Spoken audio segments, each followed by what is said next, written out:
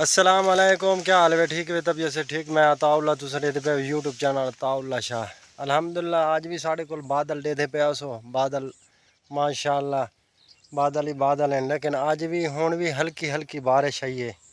ये बिल्कुल यानी कि कपाह दे पत्तरां ते मैं तो कुछ दिखावां, ये पानी खड़े, ये कपाह दे पत्तरां ते पानी खड़े, लेकिन ये हल्की हल्की हुण भी बारिश आई है।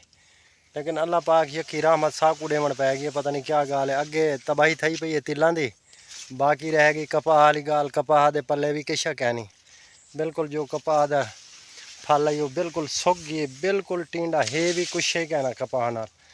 तो क्या करे बंदा, मैं तो कोई बिल्कुल कोई एक अद्धा टींडा नज़र आता पे, यानी कि जका घना फल यानी कि ना बिल्कुल बूटा नाल सुक गई है।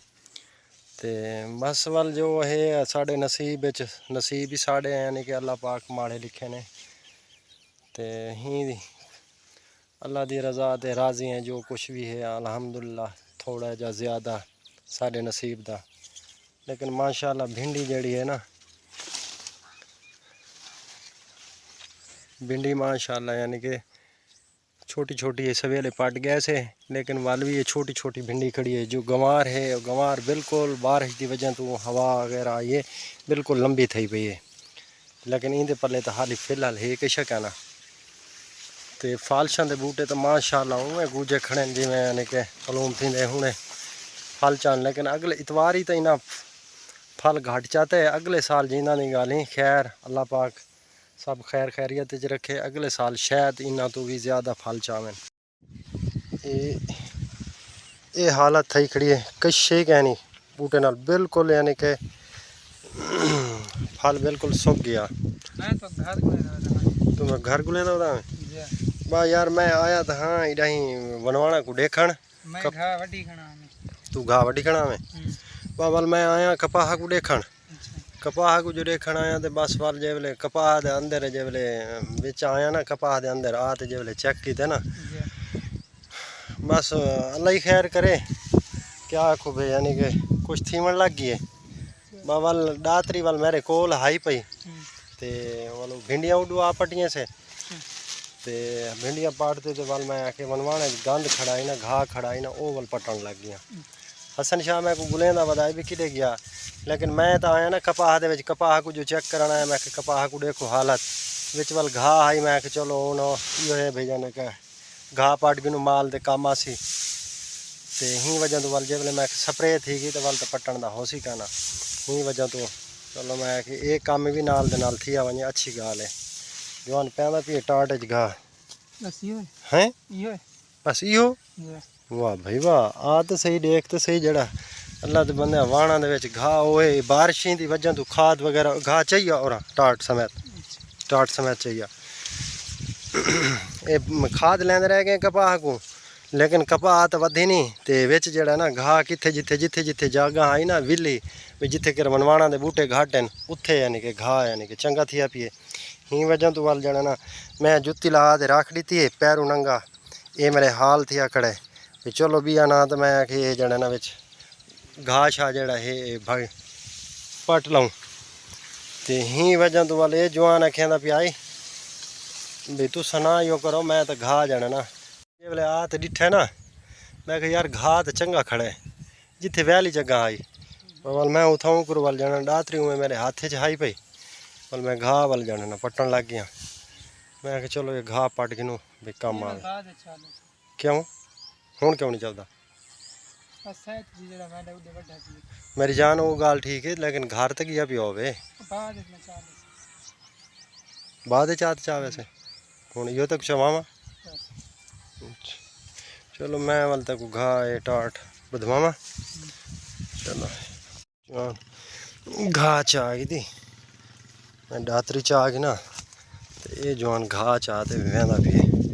मैं हूँ वो पिछू वहदा पिया। मैं कि तू घा चा लै, तो मैं तेरे पिछू आना जिथे विली जगह आई वीवर हूँ जगह ते घा थी है।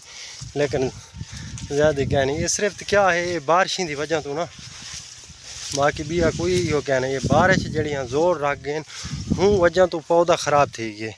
हूँ ही पौधे को मैं तो चेक करावा, ये ही पौधे को देख गिनो, लेकिन इंदे उत्ते कोई है देनू कोई है तले थोड़ी घने यानी कि लेकिन कोई बूटा वो है गर्मी को यानी कि ना बिल्कुल।